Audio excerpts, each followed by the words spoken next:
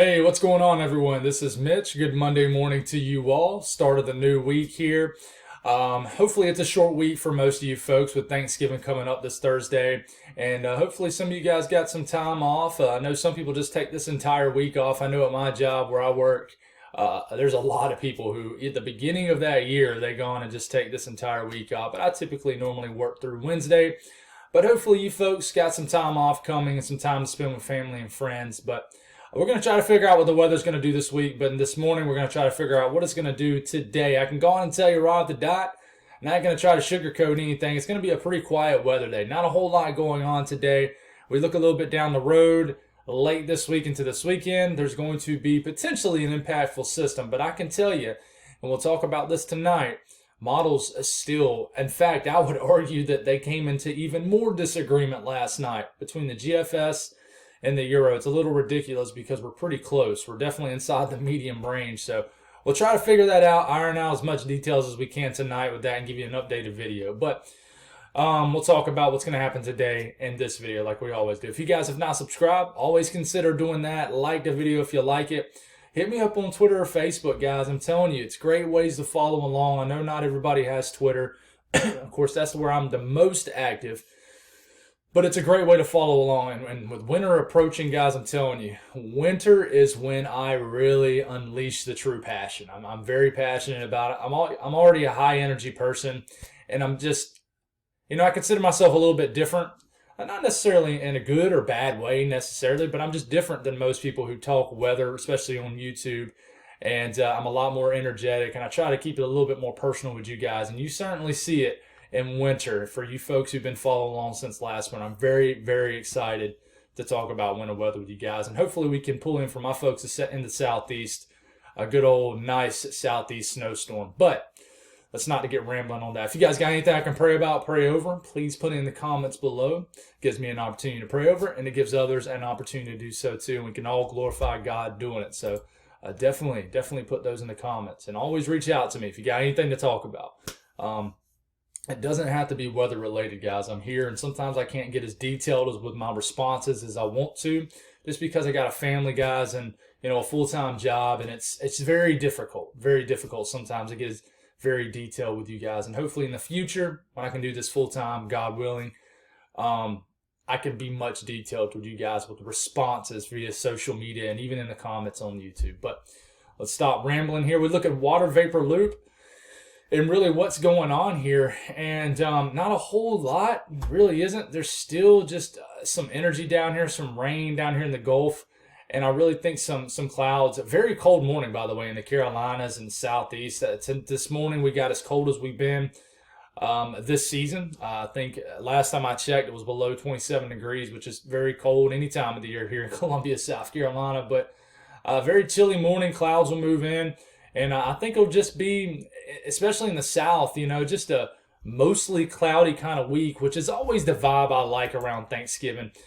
Of course, I'm always going to cheer for, cold air. But as far as perfect temperatures around Thanksgiving for me here in the South, it's always give me some temperatures in the 60s with some mostly cloudy skies. To me, that's always a Thanksgiving vibe, kind of like a football vibe out there. And I've always loved it when it's just been kind of weather like that. But anyways, we're going to break down each region like we always do. But like I said, there's not a whole lot to talk about. We'll start off this morning.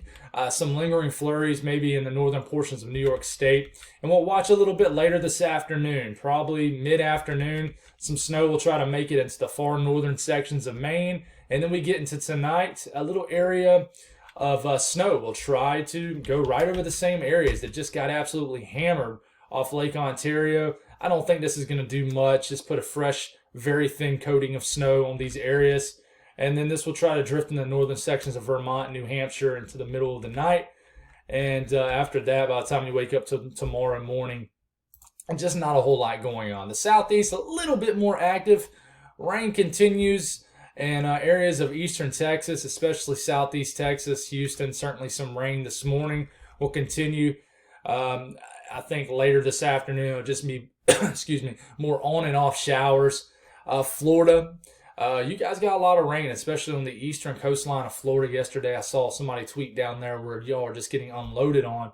Hopefully no flooding or anything bad down there happened, but just a lot of rain very quickly. I think I heard. But some pop up heavier downpours here in Florida, certainly possible to likely. And then eventually, sometime this evening, some of these showers will try to make it into Mississippi and fight off a lot of dry air on top of this right here. So a lot of this will evaporate before hitting the ground. But some showers will try to make it all the way up into Georgia by the time we get into daybreak tomorrow. Maybe some showers from Mississippi to central Georgia, certainly possible. But you got a low pressure trying to get going, I would say tomorrow. So there's going to be some heavy rain just off the coast of the southeast. We'll talk about that a little bit tonight. North central U.S., quiet day. Maybe a little streamer coming off of Lake Superior in the eastern sections of the UP and Michigan. But outside of that, we'll get into tonight. An area of snow might swing through northern Minnesota, give areas like International Falls maybe a coating of snow. Outside of that, pretty calm weather. Not a whole lot going on up here. My folks down here in the south central U.S., like we just mentioned, this rainy day across the southern sections of sorry, a little girl screaming in there, laughing at something probably she's watching. But down in the southern sections of Texas, it's going to be another chilly rain. That's been kind of a story not really talked about, how chilly it's been in areas of not just Texas in general, but southern sections of Texas where you've just had waves of sometimes, light to moderate rain. And therefore, it's just kept temperatures down with a cold air mass, a cold, dry air mass so close by. Another chilly rain. Talking about maybe Austin, Texas. Just for a lot of folks. For a lot of folks down here. Even it's going to be pretty chilly. And Houston also. And this will last throughout most of the day and the evening and night. And you can see it, the little pocket of cold air when we look at temperatures. I mean, Houston, I don't know if they'll get out the 40s today, but areas south of Dallas-Fort Worth area, there'll be a pocket of very chilly temperatures. In Texas today, 40s. Right here in kind of the south central areas of Texas, I guess you can call it.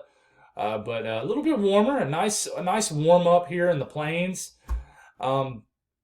Kansas, Oklahoma, Missouri, Arkansas, maybe y'all getting all up into the 50s, maybe hitting 60. Man, I tell you, yesterday in South Carolina, at least I can speak for, man, it was chilly. I don't think we broke 50 degrees.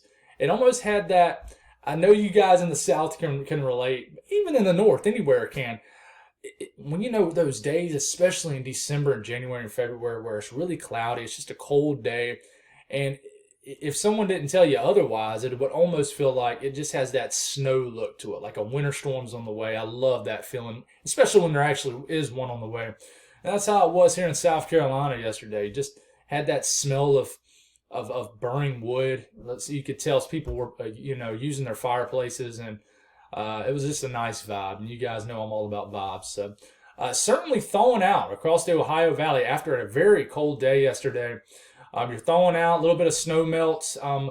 One thing that's not going to be talked about much, and you got a pocket of cooler air because of this snowpack up here near Buffalo and south, is if we warm up too much, well, once you get over 32, things start dripping like crazy. I even know that, and I live in the south.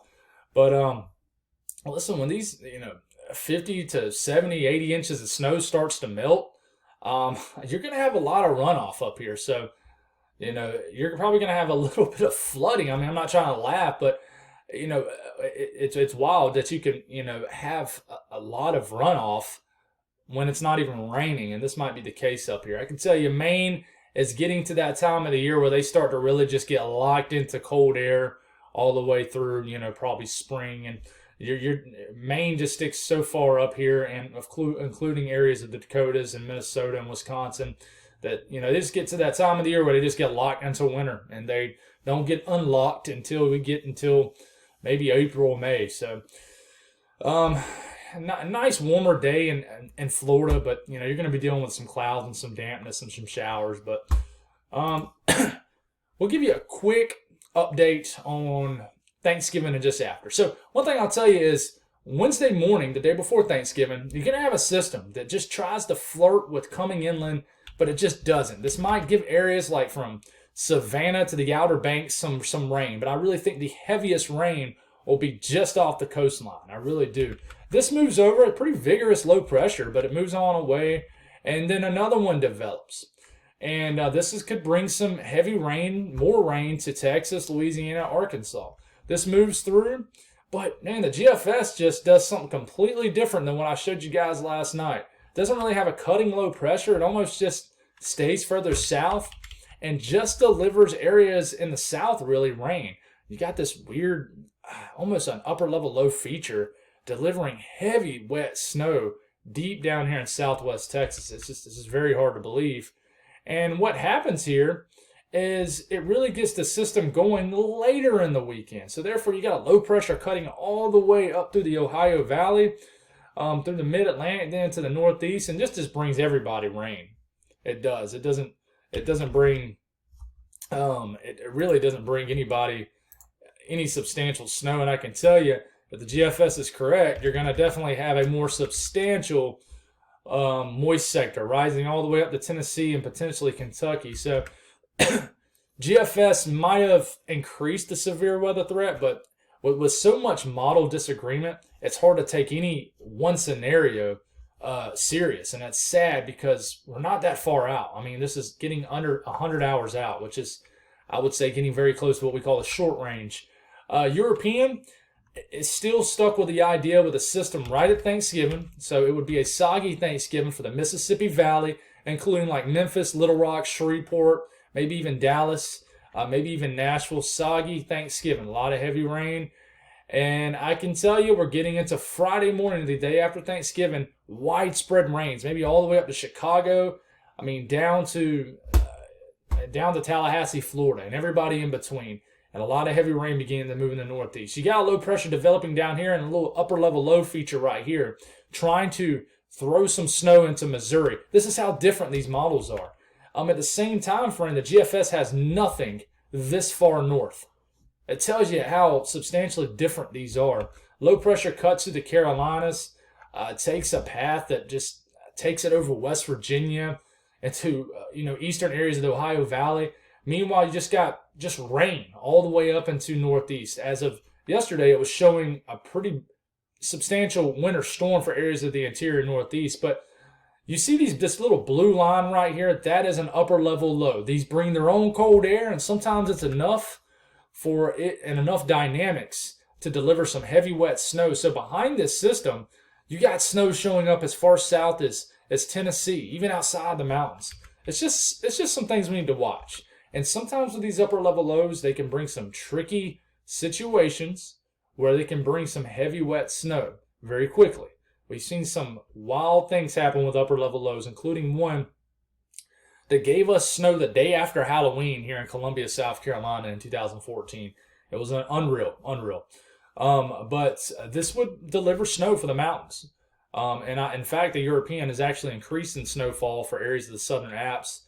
And this would bring several inches of snow for West Virginia into our this coming Saturday. But once again, huge differences with this, guys. I can't reiterate that enough. So we'll try to iron it out tonight and see what kind of info we got and see who wins, because the Euro and GFS is an all-out brawl on what's going to happen. So God bless all y'all. Have yourselves a great Monday, and I'll talk to you soon.